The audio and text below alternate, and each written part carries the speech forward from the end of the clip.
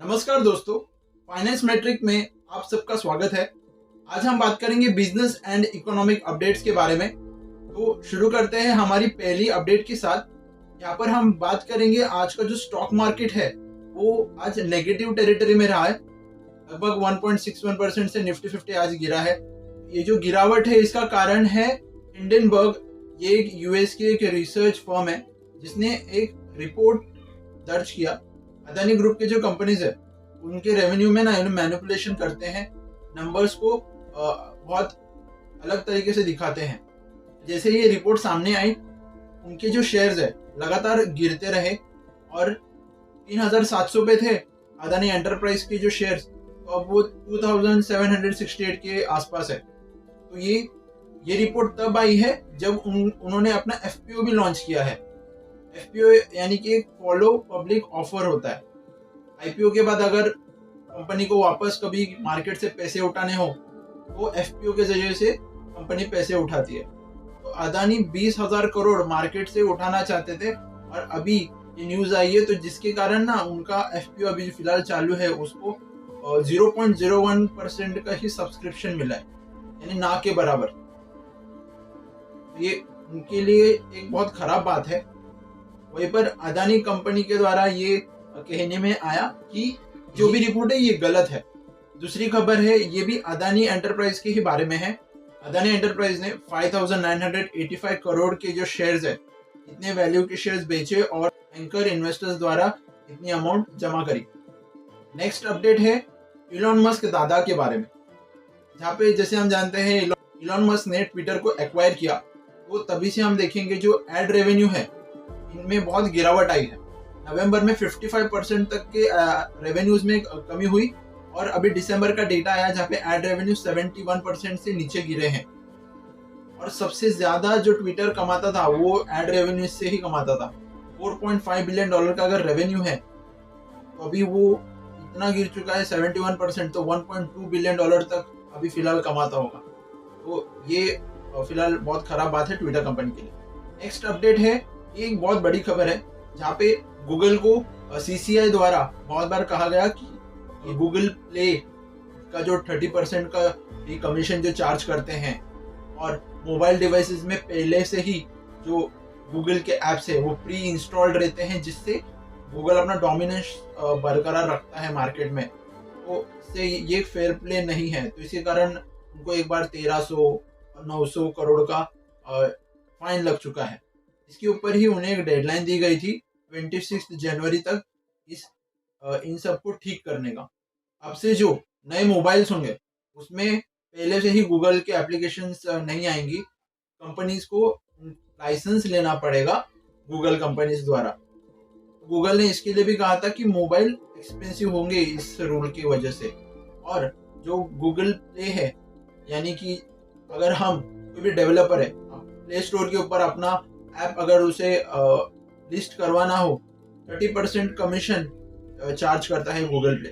जो भी यूजर है वो पेमेंट कहीं से भी कर पाए, तो ये फैसिलिटी देने के लिए भी कहा गया था। तो इन सब के साथ कंप्लाई करने के लिए गूगल को कहा गया था, तो ये 26 जनवरी तक उन्होंने कर लिया है। अब बात है वुमेन्स क्रिकेट के बारे में, जहाँ पे आईपीएल का जो वुमेन्स वर्जन है WPL वुमेन प्रीमियर लीग, यहाँ पर 5 टीमें सामने आई हैं, जहाँ पर 4,670 करोड़ इतनी बड़ी अमाउंट की जो फ्रेंचाइज अमाउंट है बीसीसीआई को मिली है। अदानी कंपनी की अहमदाबाद टीम होगी जो 1289 करोड़ जो सबसे ज्यादा बिडिंग लगी। दूसरा है रिलायंस इंडस्ट्रीज का मुंबई इंडियंस फ्रेंचाइज द्वारा 913 crore. Royal Challengers Bangalore 901 crore. ASW GMR इन्होंने दिल्ली कैपिटल्स का फ्रेंचाइज लेने के लिए 810 crore. Capri global holdings company इन्होंने लखनऊ ये फ्रेंचाइज खरीदी 757 करोड़ के लिए। तो ये बहुत बड़ी बात है, जहाँ पर ब्रॉडकास्ट राइट्स भी 951 करोड़ के लिए बिके गए। विमेंस क्रिकेट के लिए बहुत बड़ी बात है। अब हम बात करेंगे टाटा मोटर्स के बारे में। पिछले साल इन्होंने लॉस डिक्लेयर करा था दिसंबर के क्वार्टर में 1531 करोड़ का। अब इस दिसंबर के क्वार्टर में, दिसंबर 22 में, इन्होंने प्रॉफिट दर्ज करा है 2958 करोड़ रुपीस का। मार्केट का जो एक्सपेक्टेशन था उससे भी ज्यादा इन्होंने प्रॉफिट दर्ज किया है। जैसे हम जानते हैं टाटा मोटर्स के ऊपर बहुत सारा कर्जा भी है, वो 59,700 करोड़ का कर्जा था, तो अब 57,500 करोड़ जो कर्जा थोड़ा इन्होंने कम किया है।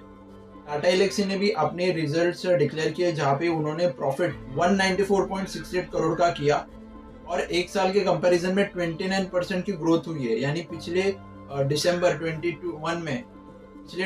21 में 151 करोड़ का उन्हें प्रॉफिट हुआ था। अगर हम देखेंगे आज ये जो रिजल्ट है ये अच्छा रिजल्ट था, क्योंकि पूरा मार्केट नेगेटिव होकर भी टाटा एल्क्सी का शेयर जो है वो आज पॉजिटिव में ही रहा। बजाज ऑटो ने भी अपने रिजल्ट दर्ज किए, उनका जो नेट प्रॉफिट था वो 1491 करोड़ का रहा। प्रॉफिट में 23% की ईयर ऑन ईयर ग्रोथ है। उनकी जो ऑटो सेल्स है उसके बारे में बात करेंगे तो एक्सपोर्ट जो होता है वो 45% का होता है। तो जो कंपनी द्वारा कहा गया कि एक्सपोर्ट्स में बहुत ज़्यादा कमी हुई है, जो कि 4,69,000 के यूनिट्स इन्होंने सेल करे। पिछले साल ये 6,58,000 तक यूनिट्स सेल किए थे, तो एक्सपोर्ट्स में बहुत गिरावट हुई है। यहीं पर डॉक्टर रेड्डीज के भी प्रॉफिट के बारे में बात कर लेंगे। 77% की प्रॉफिट ग्रोथ है, 1247 करोड़ का प्रॉफिट है। अब दिसंबर 21 में ये 707 करोड़ का प्रॉफिट था। मार्केट को भी ये रिजल्ट अच्छे लगे। आज जो डॉक्टर रेड्डीज के शेयर्स है वो 2.65% से अप रहे। अब हम बात करेंगे इंडस टावर के बारे में। इंडस टावर ने 708 करोड़ का लॉस दर्ज किया, जहाँ पर ये इनका रिजल्ट वैसे बहुत खराब आया, क्योंकि इंडस टावर ने भी बहुत बार कह चुके हैं कि वोडाफोन आइडिया द्वारा 2,300 करोड़ का जो पेमेंट है वो अभी तक इंडस टावर को पे नहीं हुआ था। तो इसको इंडस टावर ने प्रोविजंस में ऐड कर दिया है। यानी कि ये प्रोविजंस वो होते हैं जो अमाउंट शायद इनको वापस नहीं आएगी। ये एक लॉस है इंडस टावर को। फिलहाल खराब परफॉर्मेंस चला था इंडस टावर का। अब 22% इन पिछले 3 दिनों में इंडस टावर के शेयर्स गिर चुके हैं। यहीं पर वोडाफोन आइडिया के बारे में बात कर लेते हैं, जहां पर अपने कस्टमर बेस को बचाने के लिए जो टियर 3 सिटीज है वहां पर छोटे छोटे शॉप्स ओपन कर रहा है, जिससे कारण उनका इंटरेक्शन लोगों के साथ बरकरार रहे, यूजर एक्सपीरियंस बेहतर हो और अपने प्रोडक्ट्स को ये सेल कर पाए। और जिस तरह इनके जो कस्टमर्स हर साल कम होते गए हैं, 2020 में अगर देखेंगे 15.7 करोड़ थे, 21 में 13.6 करोड़ थे और अभी 2022 तो यहाँ पर 12.1 करोड़ कस्टमर हो गए। तो लगातार इनके कस्टमर बेस नीचे गिरा है। तो ये जो अप्रोच है इनके द्वारा, ताकि अपने जो फिलहाल जो कस्टमर्स है वो वोडाफोन आइडिया को ना छोड़े। जिस तरह एयरटेल एंड जियो ने कस्टमर बेस को एक्वायर किया है, बहुत ज़्यादा खतरा है वोडाफोन आइडिया को।